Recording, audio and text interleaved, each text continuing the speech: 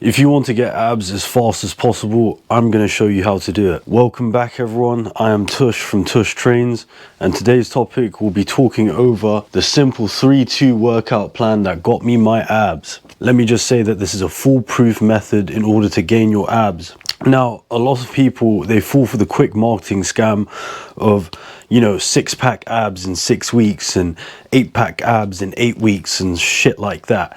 Honestly, that stuff is complete rubbish. Trust me, take it from experience, a guy who's done it and literally been through all of these programs. I've been through P90X, Insanity Beachbody. I've done all of Mike Chang's 6-pack shortcut workouts. And I can tell you, I had to find out on my own what actually worked and what didn't work. So, without further ado, I want to show you the weekly training plan that would most definitely get you abs. This is literally what will get you abs. So first of all, you want to do 3 times full body gym days or full body resistance days. This can be done on Monday, Wednesday, and Friday. In the same week, you want to do 1 to 2 5 to 10k runs. And this will be on Tuesday and Saturday. Of course, you can do this in your own way and find out which ways work depending on what your schedule is like. And then of course we have 1 to 2 rest days, which is critical for you to actually rest and recuperate and gain the muscle you need and gain the fat loss you need. So now I'm going to go over why full body 3 times a week works. It works because training muscles 2 to 3 times per week builds more muscle than working 1 times per week or working 1 muscle group per week. And this should be quite self-explanatory, although people get wrapped up into the push-pull and they think it's going to gain them more muscle. It's probably not correct. In my eyes, it's probably not correct, especially if you're a beginner. You would want to gain as much mass or much muscle as you can so that you would be able to burn fat quicker. And also within your first weeks of working out, if you're a beginner, you have the susceptibility to actually build more muscle because you'll be new to it. Your body needs to acclimate and you'll gain more muscle. I would also say it works because the more muscles you use, the faster results you get. This especially reigns true when you're doing compound lifts such as squats, deadlifts, and presses. These exercises that you do on full body days boost hormones like testosterone and growth hormone, which equals to better fat loss and muscle gain. With that in mind, I just want to say that more training frequency equals more opportunities to grow. Grow in here and grow here. Now, why would you want to add those 1 to 2 running days? Everyone gets caught up in the cardio of things because they love the quick promise of fat loss.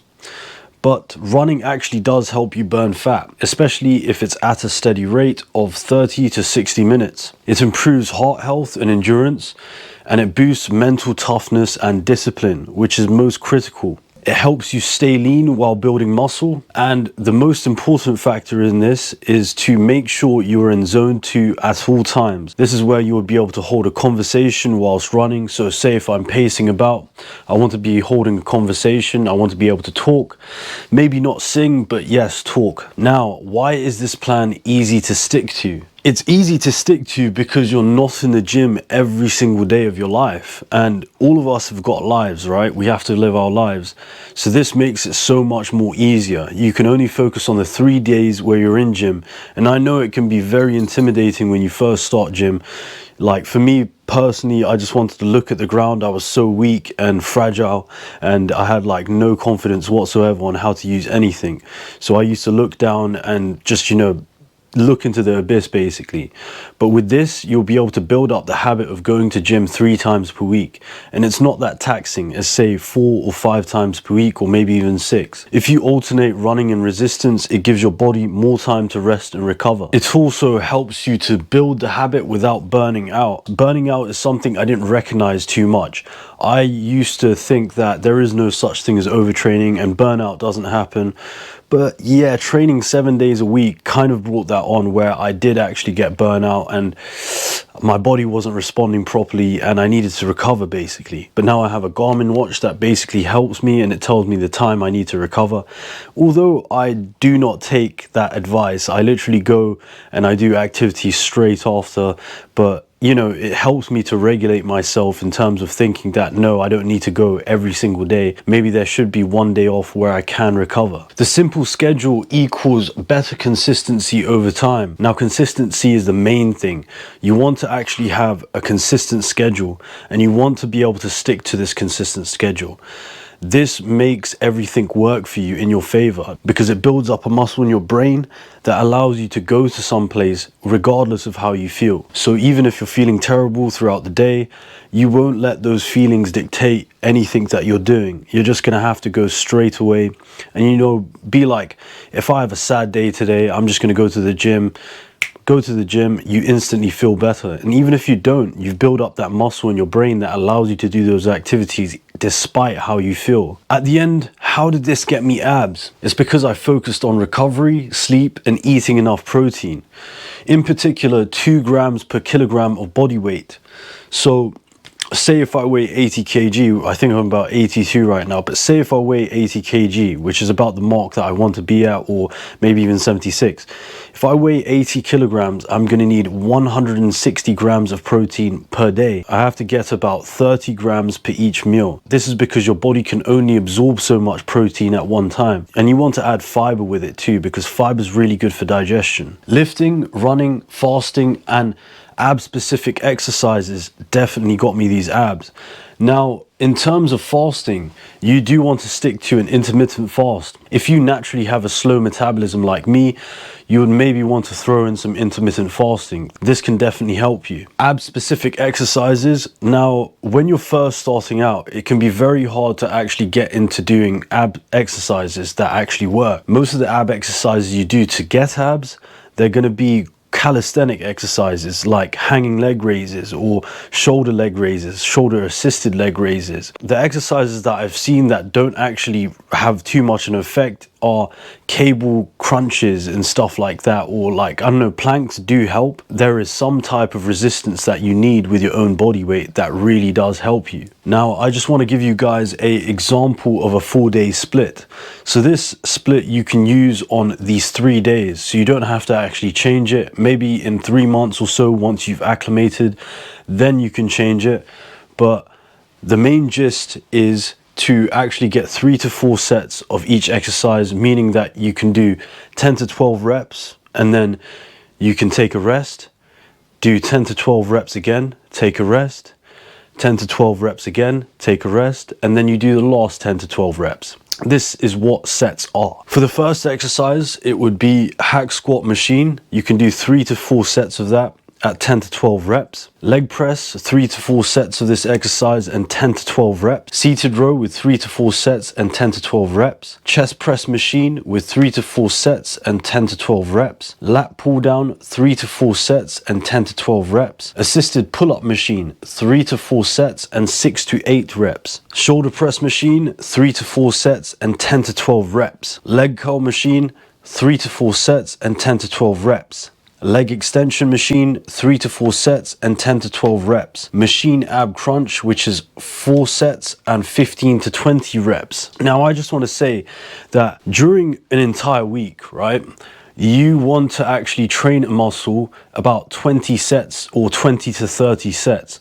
This will maximize your overall muscle growth. I would say 20 to 30 sets of every single muscle group. In regard to these exercises, they are put in a specific form because some exercises require more reps.